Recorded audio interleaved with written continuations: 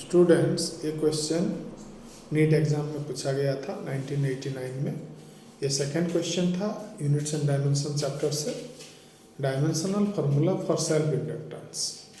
इससे पहले हम लोगों ने डिस्कशन किया है डायमेंशनल फार्मूला फॉर टॉर्क, जो कि 1989 में पूछा गया था स्टूडेंट्स। तो यहाँ बात हो रही है सेल्फ इंडक्टेंस की, ठीक है। तो सेल्फ इंडक्टेंस क्या होता है स्टूडेंट?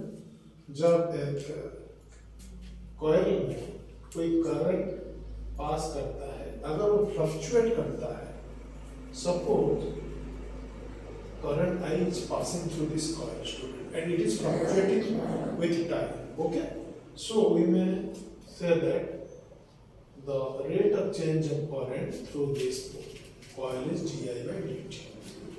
अगर ऐसा होता है, अगर कॉइल में पास कर रहा इलेक्ट्रिक करंट फ्लक्चुएट करता है, तो क्या है स्टूडेंट? ये एक ईएमएफ इंड्यूस करता है इस कॉइल में, ईएमएफ इंड्यूस करता है, जिसको इंड्यूस्ड ईएमएफ बोला जाता है, इंड्यूस्ड ईएमएफ। और अकॉर्डिंग टू बायट-सावर्त लॉ, बायट-सावर्त ने बताया कि ये जो इंड्यूस्ड ईएमएफ होता है उसका नेचर कैसा होता है स्टूडेंट?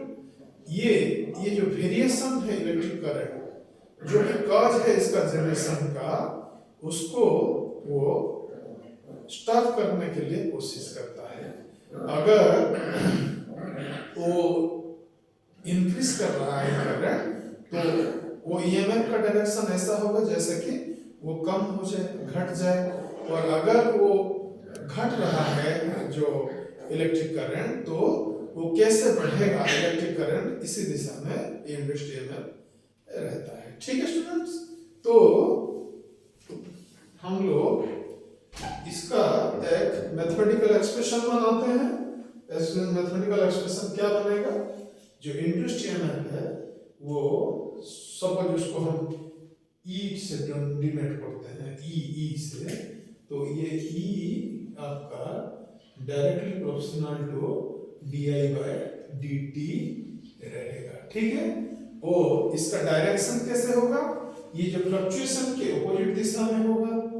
सो ये यहाँ पे हम एक माइनस लगा लेते हैं, और ये जो डायरेक्ट प्रोपोर्शनलिटी को अगर हम चेंज करेंगे इक्विटी में, तो हम क्या लिखेंगे? यहाँ पे प्रोपोर्शनलिटी कांस्टेंट लेंगे, जिसको हम कहते हैं एलएस, और ये हो जाता है E equal to minus LS d I by d t, जो कि है आपका इस कॉइल का सेल्फ इंडक्टेंस, इसको बोला जाता है, ठीक है।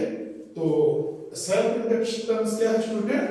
वो एक प्रॉपर्टी है जिसमें आपका फ्लक्चुएटिंग करंट को इंड्यूस्ड ईएमएफ जो है एक पैदा करता है, फ्लक्चुएटिंग करंट, और वो इंड्यूस्ड ईएमएफ का दिशा ऐसा रहता है, उसका डायरेक्शन ऐसा रहता है जो कि वो फ्लक्चुएशन को अपोज करता है, ठीक है।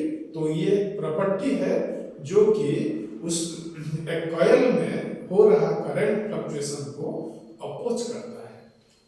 तो स्टूडेंट, इस फार्मूला से हम ये भी लिख सकते हैं LS is equal to minus E by d I by d t, okay. और इसी फार्मूला से ही हम जो सेल्फ इंडक्टेंस का डायमेंशनल फार्मूला निकाल सकते हैं। डायमेंशनल फार्मूला क्या होगा सेल्फ इंडक्टेंस का? ये हो जाएगा ईएमएफ का जो dimensional formula divided by the rate of change of current का डायमेंशंस, ठीक है। तो ईएमएफ का क्या रहता है स्टूडेंट्स?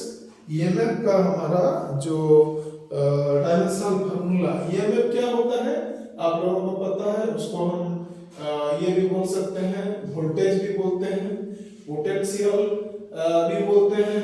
ये वोल्टेज, पोटेंशियल डिफरेंस, ये सब जो है स्टूडेंट ईएमएफ, इन सब का एक ही रहता है हमारा जो डायमेंशंस। वो उसे कैसे लिया जाता है स्टूडेंट? सपोज ये आपका इस जगह में, सपोज ये प्लस है ए और ये है बी, ठीक है। और B is at a higher potential, A is at a lower potential, और बी और ए के बीच में जो पोटेंशियल डिफरेंस है सपोज वो है V, ठीक है। और एक चार्ज Q को हमको ले जाना है A से B तक, ये अगेंस्ट द पोटेंशियल, ठीक है स्टूडेंट।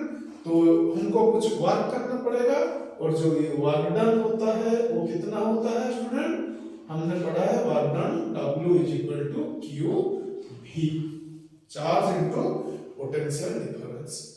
ओके, तो ये जो पोटेंशियल डिफरेंस है V, उसका फॉर्मूला क्या हो जाएगा, W बाई Q हो जाएगा, और ये पोटेंशियल डिफरेंस का जो डायमेंशन, वर्क का डायमेंशन अपन चार्ज का डायमेंशन हो जाएगा। वर्क का डायमेंशन कितना है स्टूडेंट, हमको पता है, वर्क जो है वो उसका फॉर्मूला होता है फोर्स इनटू डिस्टेंस और डिस्प्लेसमेंट। फोर्स का कितना होता है आपको पता है, फोर्स का फॉर्मूला होता है मास times acceleration, m into a, मास का होता है m, और एक्सीलरेशन को होता है lt माइनस 2, ठीक है, और डिस्टेंस का होता है l। सो वर्क का होता है ml2t माइनस 2, जो भी एनर्जी का भी डायमेंशन होता है। तो यहाँ पे हम लिखते हैं ml2t माइनस 2, और नीचे जो लिखते हैं उसको हम लिखते हैं स्टूडेंट Q लिखते हैं, ठीक है। ये हमारा हो गया इसका V का हो गया।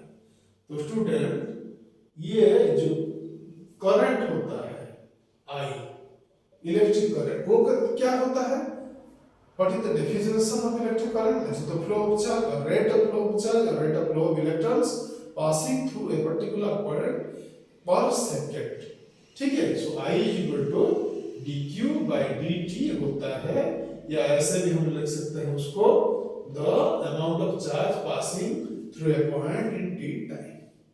अगर 5 कूलम चार्ज एक जगह को 5 सेकंड में क्रॉस कर रहे हैं, तो स्टूडेंट पर सेकंड कितना चार्ज फ्लो कर रहा है, 1 कूलम फ्लो कर रहा है, तो उसका करंट वहां वो जो पॉइंट में 1 coulomb per 1 second equal 1 ampere बोला जाएगा। ये हमने पढ़ा है इलेक्ट्रिसिटी में। सो ये जो Q होगा तो ये क्या हो जाएगा, आपका IT हो जाएगा, करंट इनटू टाइम। और यहाँ हम करंट का कितना होता है डायमेंशन स्टूडेंट, A होता है, ठीक है, और ये होता है टाइम का T। सो यहाँ पे हम ऐसा लिख सकते हैं ml2t माइनस 2 बाय 8t, ये लिख सकते हैं। ये क्या होगा हमारा जो पोटेंशियल का या पोटेंशियल डिफरेंस का या ईएमएफ का, इसका होगा डायमेंशन। तो ये जो है 80, इधर हम इसको ऊपर ले जाएंगे स्टूडेंट, तो ये क्या हो जाएगा m l to the power 2 t to the power 1, नीचे 1 है ऊपर माइनस 2 है, तो ये माइनस 3 हो जाएगा, l to the power minus 1 हो जाएगा। ये किसका डायमेंशन है, ये ईएमएफ का डायमेंशन इधर हमको मिल गया। यहाँ हम लिख देंगे ईएमएफ का डायमेंशन, ठीक है स्टूडेंट। वो क्या है, यहाँ हमको मिल गया है, हमने कैलकुलेट कर लिया है। ये है ml2 t minus 3a minus 1, ये है ईएमएफ का, और नीचे है di बाई dt। I का मतलब है स्टूडेंट कितना, a, करंट को हम एक सूचित करते हैं डायमेंशन, और जो dt है ऊपर चला जाएगा, ये टाइम है तो यहाँ एक टाइम आ जाएगा ऊपर t टू द पावर 1।